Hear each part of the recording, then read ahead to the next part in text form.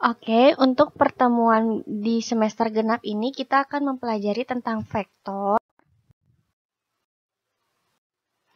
Apa sih vektor itu? Konsep vektor misalnya kita mau lihat perpindahan. Anggap ini kita si Sarah berjalan 4 km ke arah timur, kemudian Sarah itu juga berjalan 3 km lagi ke arah timur. Nah, coba kita misalkan ke arah timur. Timur itu ke kanan sini ya. Si Sarah berjalan dari titik sini ke arah timur 4 km.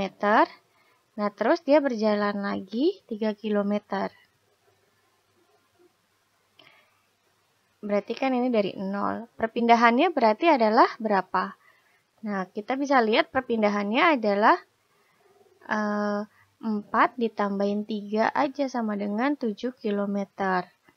Nah, jadi vektor itu adalah perpindahan. Maksudnya itu perpindahan, ada arahnya ke arah timur, ada besarannya. Besarannya itu berarti tadi 4 km dengan 3 km.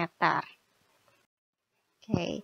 Nah, permasalahan kedua misalnya sebuah pesawat terbang berangkat dari kota P ke kota Q.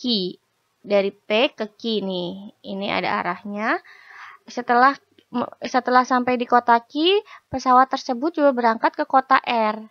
Ke sini R. Nah, jika arah perjalanan diilustrasikan di 2.3, ini 2.3 gambarnya, maka berapa besar perpindahannya? Besar perpindahannya ini adalah si P. Jadi dari titik awal ke titik akhir itu berapa?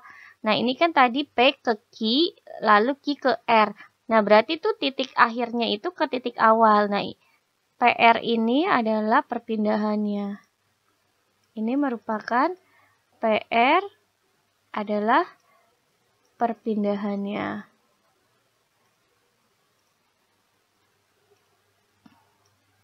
Oke, gitu ya. Jadi perpindahan itu kita lihat arahnya, kalau arahnya sama atau arahnya berbeda, kita lihat aja dari titik awal ke titik akhir itu adalah besar perpindahannya. Nah, dari kedua permasalahan di atas menggunakan konsep vektor. Jadi, arti dari vektor itu adalah besaran. Besaran itu adalah angka berarti ya, yang mempunyai besar nilai. Jangan ya.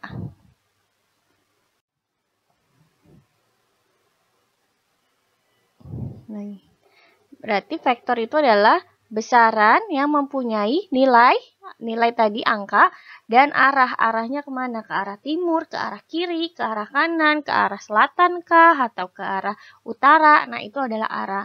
Nah, ada yang namanya skalar. Kalau skalar itu dia hanya memiliki nilai, jadi angkanya aja, dia nggak dikasih tahu arahnya kemana. Jadi, kalau vektor punya nilai dan punya arah, sedangkan skalar hanya punya nilai ya, beda ya. Kalau vektor punya nilai dan arah, sedangkan skalar hanya punya nilai. Nilai itu berarti hanya misalnya Ani berjalan 3 km tanpa dikasih tahu arahnya kemana gitu. Nah, kita lanjut.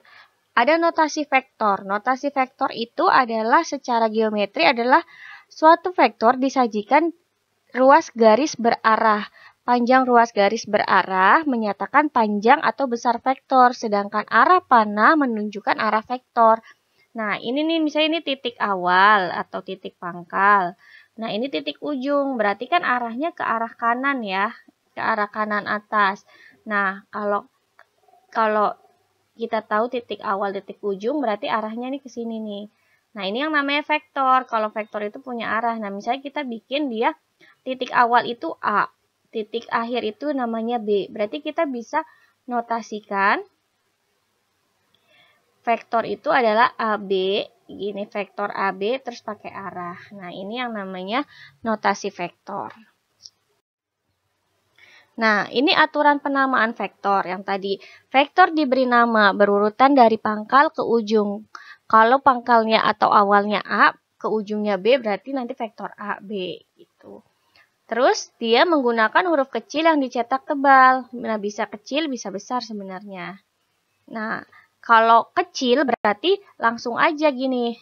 Misalnya ini kan titik awal A, misalnya ini titik akhirnya B, gini. Nah, kalau misalnya kita mau pakai angka huruf besar, berarti titik AB gini. Atau titik AB ini kita misalkan namakan vektor P ini. Berarti AB kita singkat juga sama dengan vektor P. Boleh kayak gini. Kalau mau pakai tanda kecil atau huruf kecil, berarti kita langsung titik AB ini kita bikin dia adalah vektor apa gitu. Tapi kalau mau dari titik awal ke titik akhir, berarti pakainya adalah panjang vektor AB gini. Oke, sampai sini ngerti ya. Terus kamu boleh juga pakai vektor P ini tulisnya gini, misalnya vektor P, atau boleh juga pakai topi gini, vektor P, sama aja. Tapi yang kita biasa pakai ini yang ini, atau ini yang ini AB atau P yang kayak gini. Kalau P topi itu jarang dipakai, tapi kalau mau digunakan boleh juga. Nah, ini yang tadi ya, yang udah Ibu jelasin. Kalau ini titik awal, titik akhir, AB. Jadi kita boleh tulis di sini vektor AB atau sama dengan vektor A gitu. Kalau mau tanda kecil itu berarti garisnya yang kita vektorin. Tapi kalau mau pakai titik awal, titik akhir berarti AB harus hurufnya huruf kapital. Seperti itu ya. Nah, sebuah vektor dapat digeser ke tempat lain apabila panjang dan arahnya sama dengan panjang dan arah yang semula.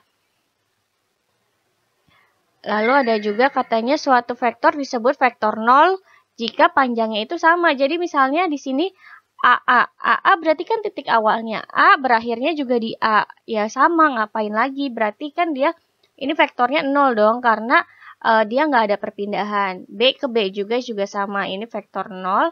C ke C juga karena tidak ada perpindahan maka dia 0. Oke, sekian untuk hari ini. Untuk minggu depan kita akan mempelajari lagi apa itu vektor satuan, terus ada juga vektor basis dan lain-lain.